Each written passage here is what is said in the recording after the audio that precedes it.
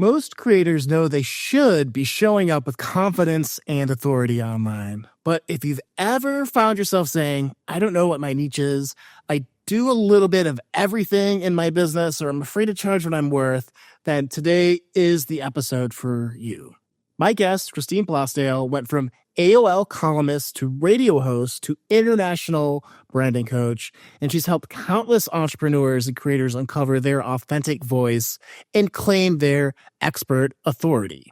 In this conversation, we'll talk about how to overcome imposter syndrome and stop undercharging, why most creators get their messaging wrong and how to fix it, and how to get past perfectionism so you can finally launch that book, that brand, or that business. Plus, if you listen to the end, you'll hear Christine share a free resource packed with tools and tips to help you show up confidently online. So if you've ever wondered, who am I to do this? This episode is your answer. Welcome to the Creators That Crush podcast, the show that moves you from crushed to crushing it as a content creator. I am your certified high performance coach and host, Shawn Buttner. Let's get into this episode. Hey, Christina, welcome to the show. I'm so glad that you are here. I'm so excited. I've been counting down the hours, the minutes, the seconds to be with you, Shawn. Thank you so much.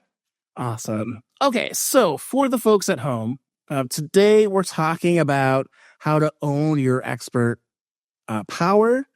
And I was curious, could you share your journey of maybe starting out without owning your expert power, how you figured it out, and the magic that happened afterwards? Yes, I will. I'll try to make a very long story short. Okay, so when I was little, I was very lucky that my mom really appreciated my opinion. And so much so that, like, when she would get ready to go to work, and my mom was a single parent, we were very poor. And so she had to work at night. And so she would get dressed and she'd, be putting on her makeup and her clothes, and she would ask my opinion, like, how do I look? Or what do you think about this top? And I would be really honest, as the 4 or 5-year-old is, and say, I like that, but those boots would go better with this outfit and that, and she actually listened and changed. Like if I said, that doesn't go, she's like, okay. So at a really young age, I got that feedback that my opinion was very valued. Right. Okay. And so that started me sort of down the road as a little kid of being very aware of things, and also stating my opinion on, like, if it was something that I liked, I said why I liked it. Right. I wasn't that shy that way.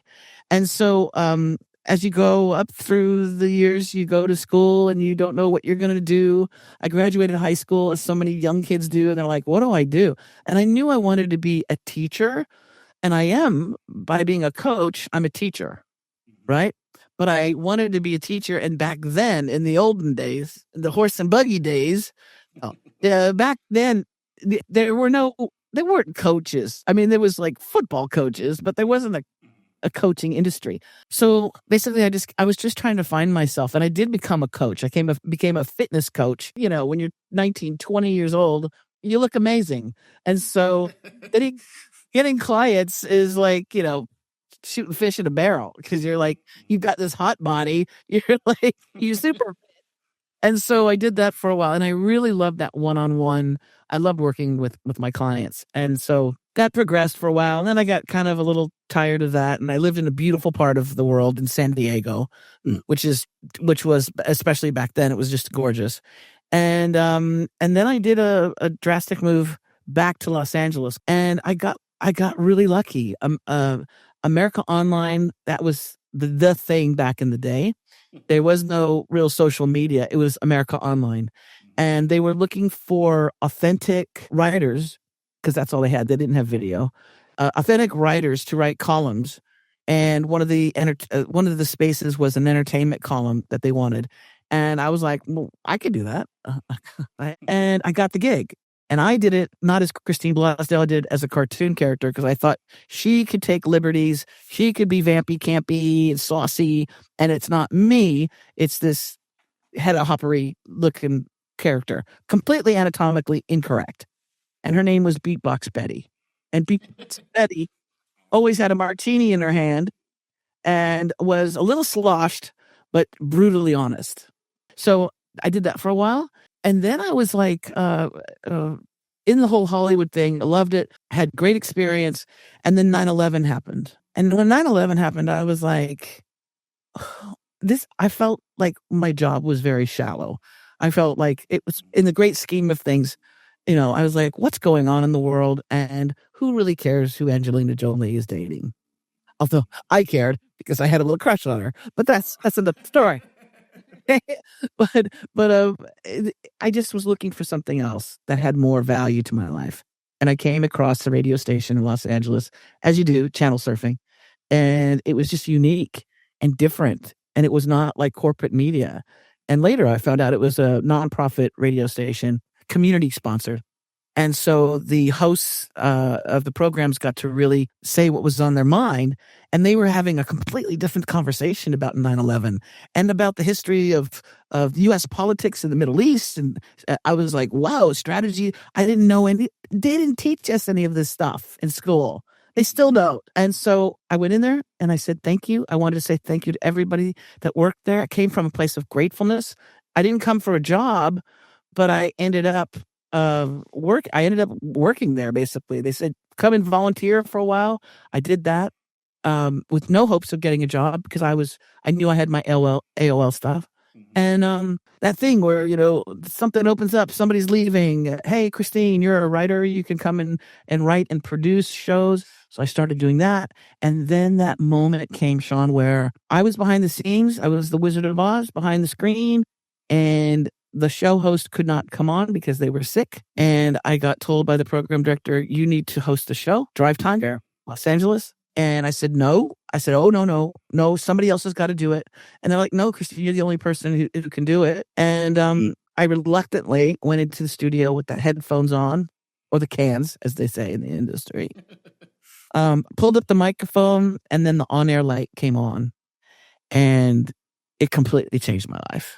Like, I fell in love with radio, with audio, with the art of the interview, with communicating with an audience that I couldn't see and I couldn't really get feedback on, but I knew I could feel them, if that makes sense. I could feel them.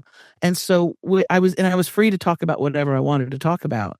And so I got into wellness and mindset and a little bit about health and then also challenging some of the narratives that were being tossed around at the time of the time of our lives.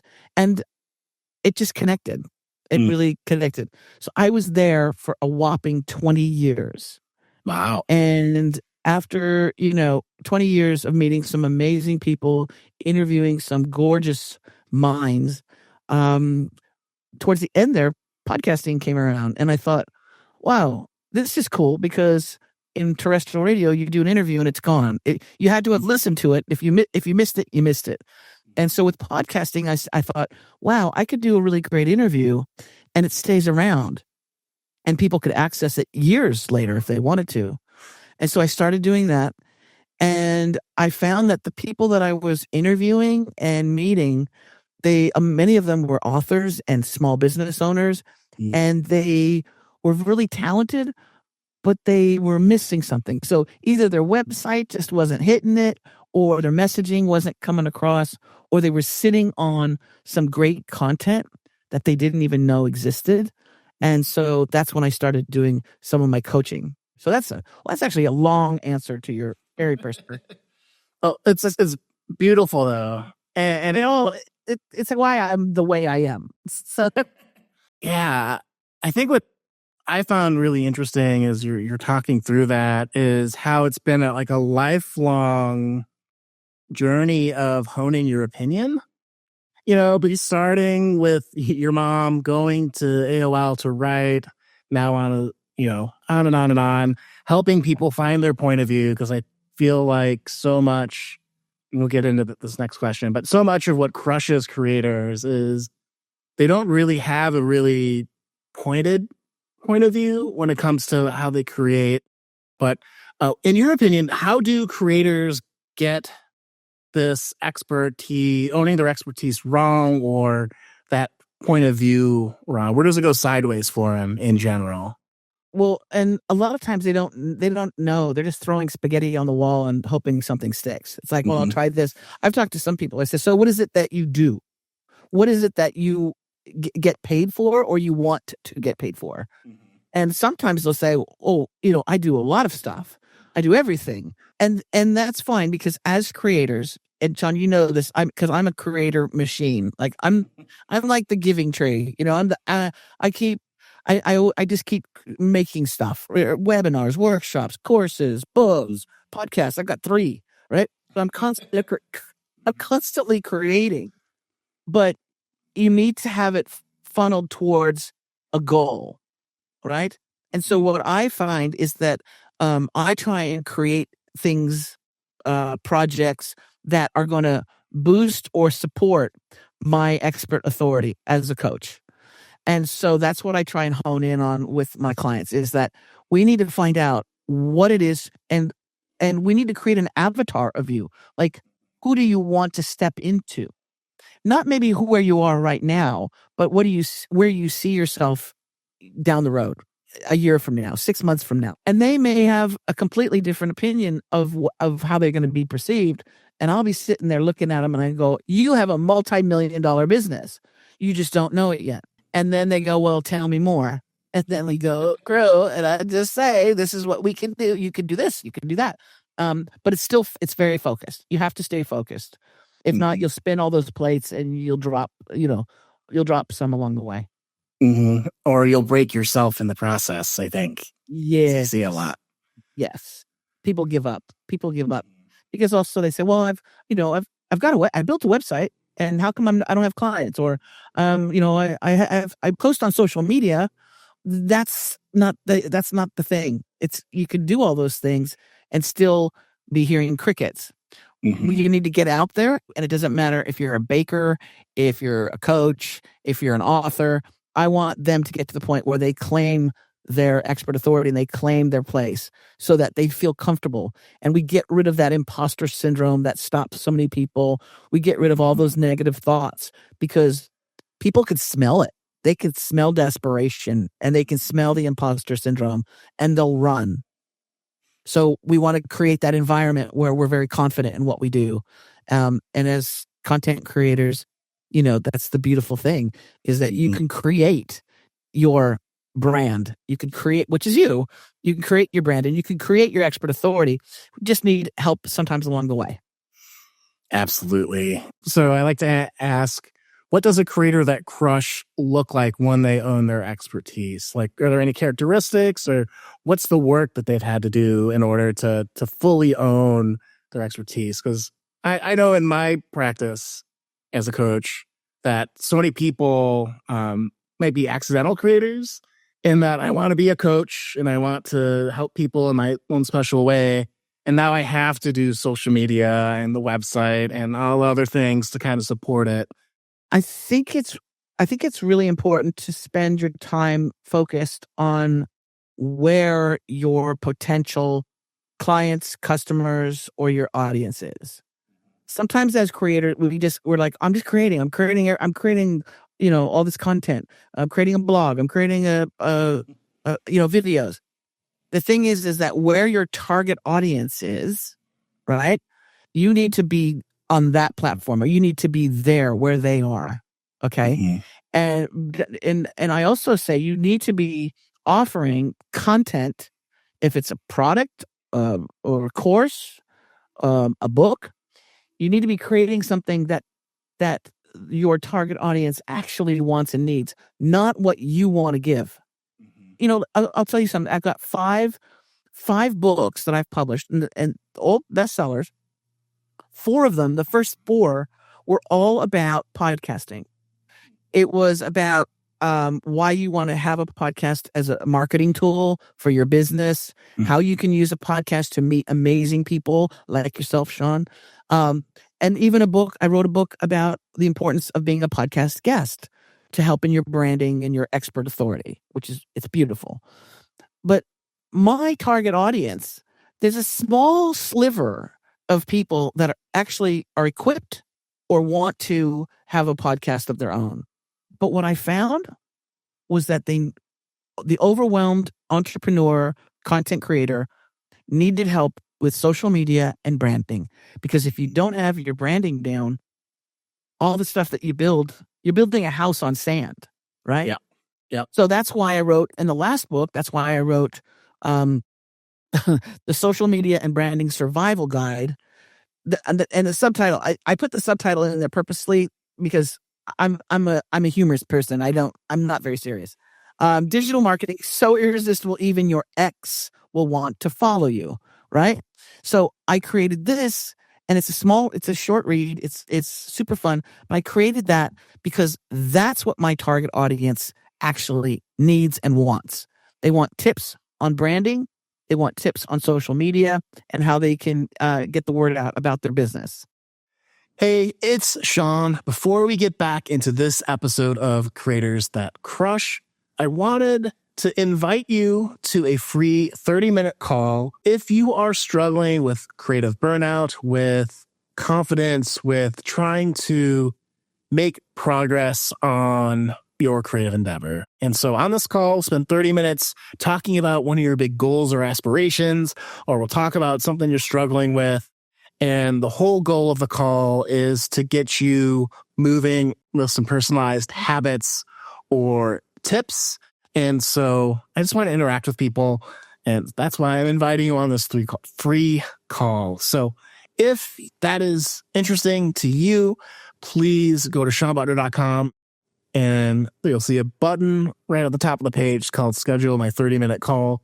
We'll get it all set up and we can help you start to progress again. We can help you go from crushed to crushing it as a content creator. So with that, scope that out and we'll get back to the episode. So two questions I have. First one, then, as a new creator or even as someone that's established, how do you go about researching your audience? Because that in itself could be very overwhelming on like, where do I look? What, if you don't know what platform your audience is, like what platforms are you researching? Like, how do you think through that?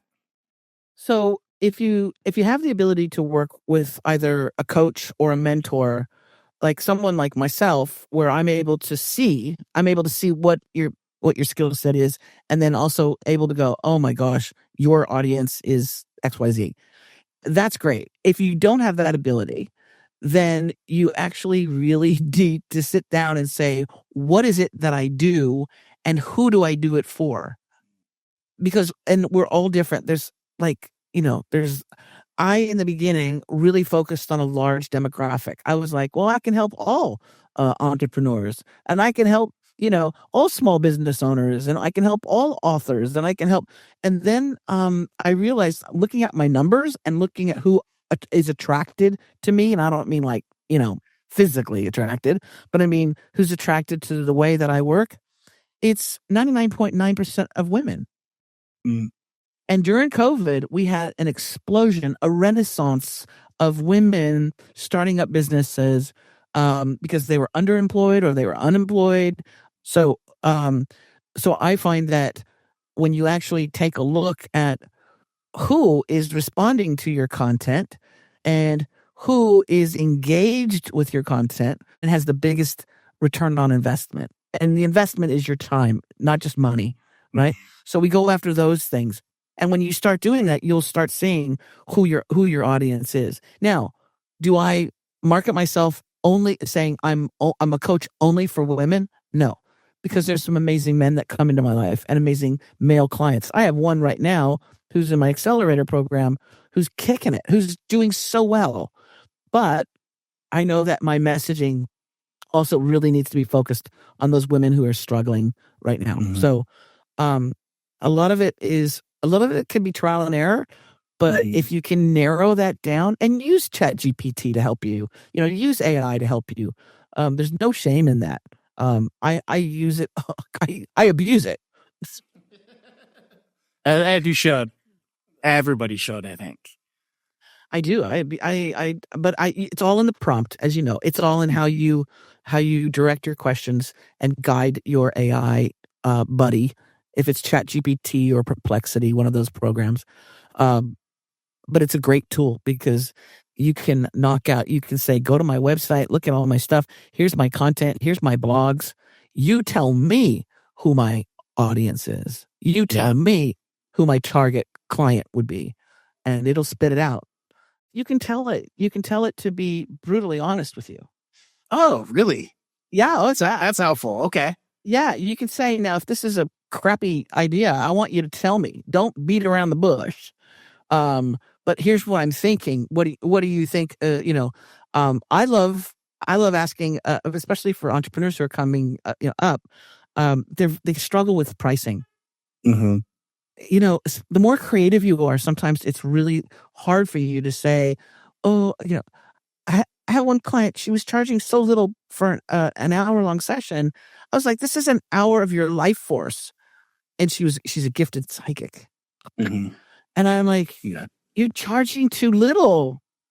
And if you charge too little, people are going to think you're not worth it, because they were like, that's all you're charging? And I said, now, you don't have to go crazy, but you need to make it worth your while, and you need to value yourself and the work that you do. And again, once we get rid of that imposter syndrome, because that's what holds those prices down, those fees, then the person can feel a little bit more, comfortable saying, this is my rate. This is what I ask for. And that's a great feeling. That's a great, great feeling. Totally. It reminds me of a mentor who says something like, if you can't make money, you can't sustain the mission. It's something like that. You can't make money, you can't sustain the mission. And like, the whole point of being a creator is to create. And a lot of us don't want to work a corporate job or, Right. So, okay, I'm curious then, when it comes to deep diving into this imposter syndrome. So in my coaching practice, I help creators level up their performance. And I noticed that, there's so many ways that we devalue ourselves, whether that is, I don't belong here, I don't have the skills to do this, I don't know what I'm doing, I don't know what's next, and that gives me a lot of anxiety.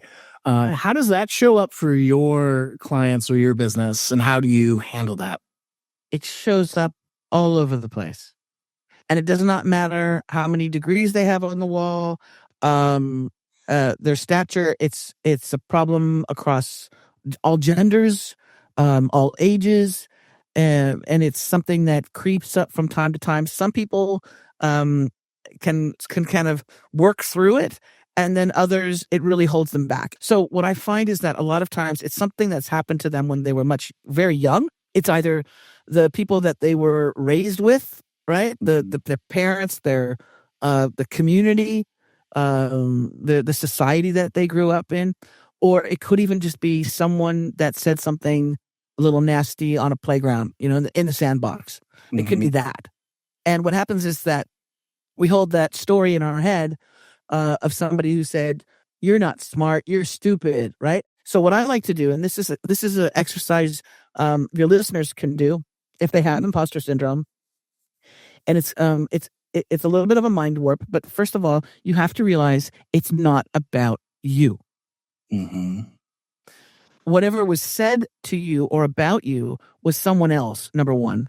Number two, you need to show up for your community, your clients, the people that you say that you want to serve, that you want to help. If you're a fitness coach and you're saying that you want to show up for people to make them healthier and happier and live better lives. Well, if you're not coming forward because of that imposter syndrome, then they're losing out.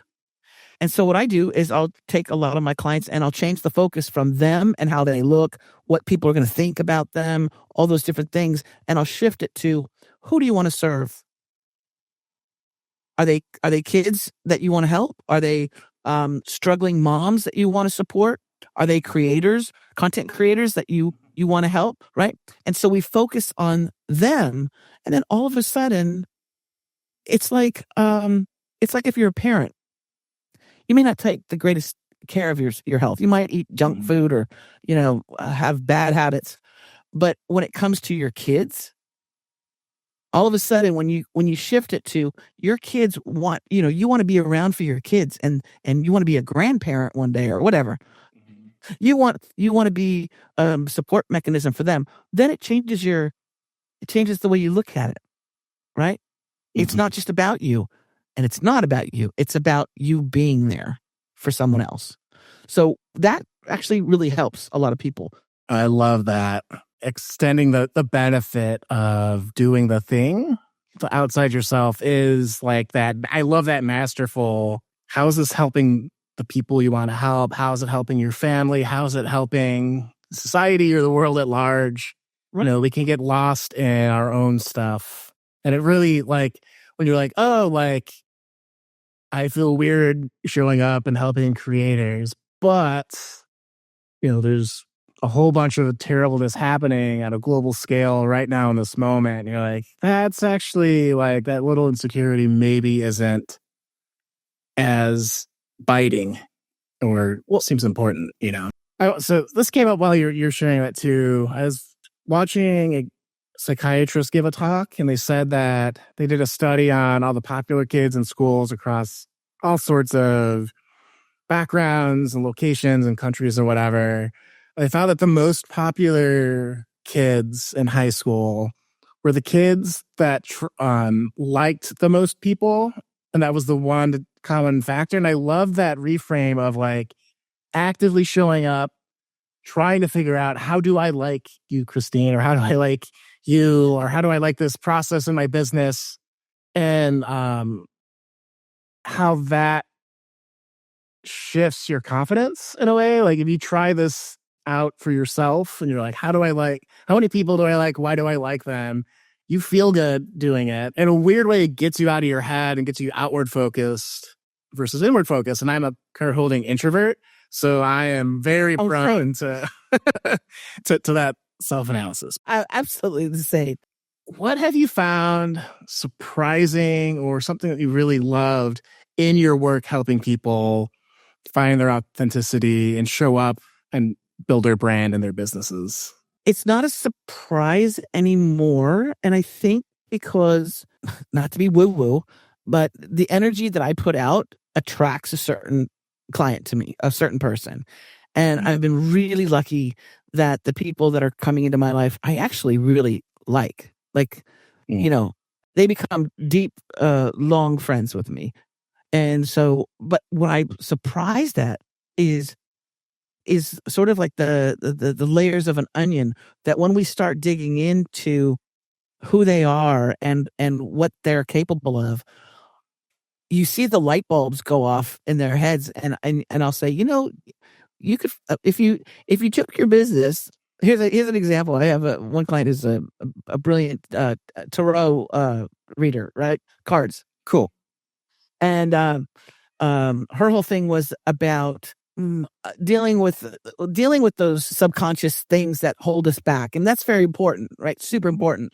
But I was talking to her, and as I was talking to her, I was like, there are lots of small business owners who would love to get a tarot reading about their business.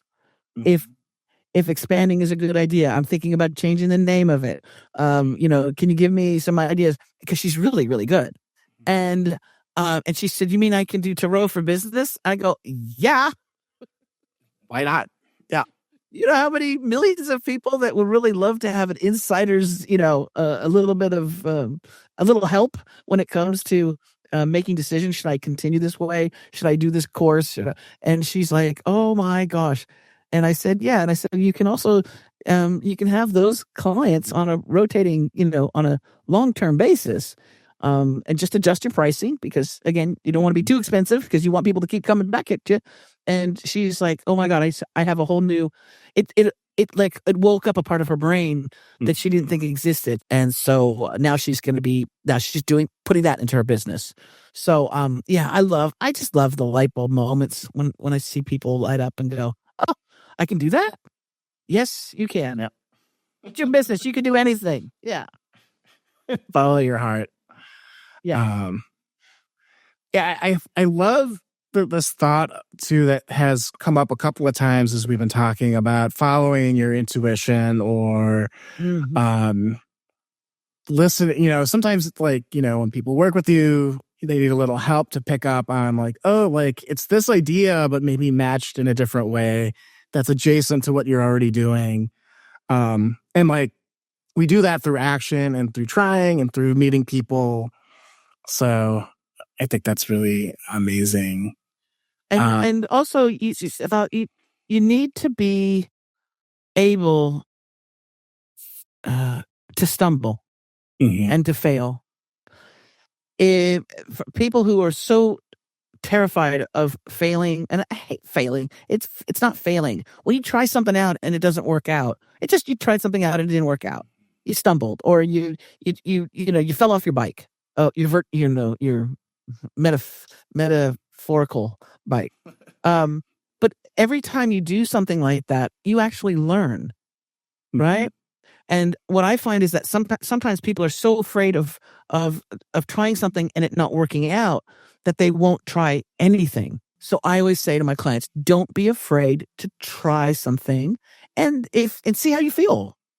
See what comes of it, right? If it comes back to you as, oh my God, I really actually love having my own podcast. I thought it would be too hard, or I thought I feel icky. I really like it.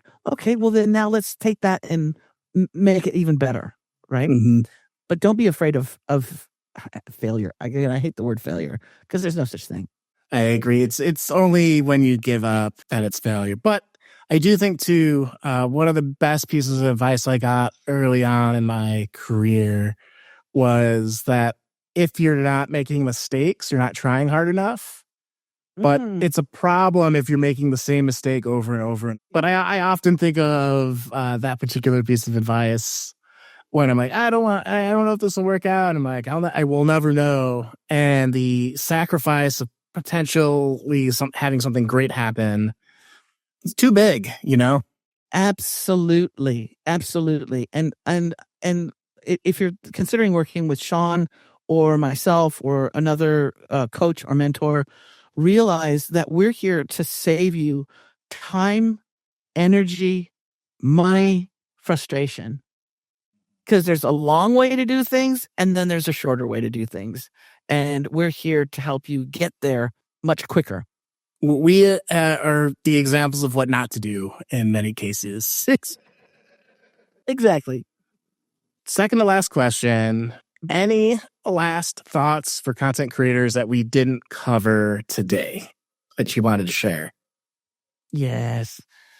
So for those people who are listening who are drawn to your show, Shawn, who are drawn to the podcast because of the possibilities, but they're still feeling like, oh, I don't know if I'm somebody that can create these things, right? Or I don't have enough experience. So who am I? Who am I to do this?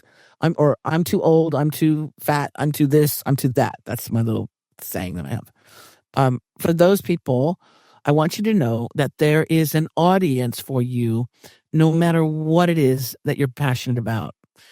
As long as you're passionate about it and you start building up your repertoire, okay, of what you're passionate about, then you have an audience. There is an audience that's interested in. On TikTok, there's a guy that all he does is he takes an egg. Have you seen that guy? He takes a raw egg and he's got a scalpel. And in the video, it's the guy's got so many. He's got like, I don't know, like 1 million, 2 million followers, or whatever. And he'll go live, and he's got a scalpel and this raw egg, and he's just chipping away at the outside shell without piercing the. Yeah. So, I mean, this person is making a living, taking a scalpel to an egg. Okay, so if he can do that, right? Then you can pursue your dreams. If you want to be a coach, if you want to be a speaker, if you want to be, an author, if you want to be a podcast guest or a host, You can do it. Just find the right people to guide you, right? Mm-hmm. That's the important thing. Find the right people to guide you. All right, final question. What did you love about our discussion today, or what did you take away from it? I love you, Shawn. I love you. You bring such great energy, and energy is so important. That vibe, that because it's palpable. It's you can feel it, you can see it, and you can hear it. And so that's just gold. And you can't necessarily teach that to somebody. That's something that comes from within. So that's been my favorite part, is that this has been a fun little roller coaster ride with you. We lifting our hands up out of the cart, right? Definitely. I definitely so I'll just say I love you too. See? I love you showed up with great energy and a lot of great information for creators to help them crush it. So with that, and wait, I want to give your listeners a gift as well. Oh yeah. If possible. Okay. So we may reference. I said a little bit about the book that I needed to write for what people really wanted, the social media and branding survival guide. Now, of course, yes, people can get it on Amazon if they want. Yay! But even better, I have the ebook version, or the PDF, that has clickable links to all the resources that I throw out. And this is chock full of different resources. So these are the tools, software, some AI programs that I use that are free. And they're all my tips and tricks for people who are looking to establish their brand or expand it, and some tips and tricks for social media. And that book I would love to gift to your audience through that special link that'll be in your show notes. Thank you so much. Yeah, it's awesome. Absolutely. Let's give them something that can help them, and that they can start doing right away. Yeah, definitely. So, as Christine said, check the show notes for this amazing gift from her. Thank you so much for the gift, for your energy, for being here. And with that, we'll see you guys on the next episode of Creators That Crush podcast. Crush it. Yeah. What an episode with Christine. I really enjoyed talking to her about how expertise and showing up and owning your expertise relates to so many things that I talk about here on Creators That Crush, from imposter syndrome, from valuing your services and your good that you put out in the world, to role modeling your best self, to get out of your head and to serve. So I felt really aligned with Christine. She brought a lot of great energy. I really enjoyed this. I hope you did too. And if you did love this episode, you'll probably love this previous episode with Kevin Michael about podcasting. I hope you enjoy that. And we'll see you guys in the next episode of Creators That Crush. Take care.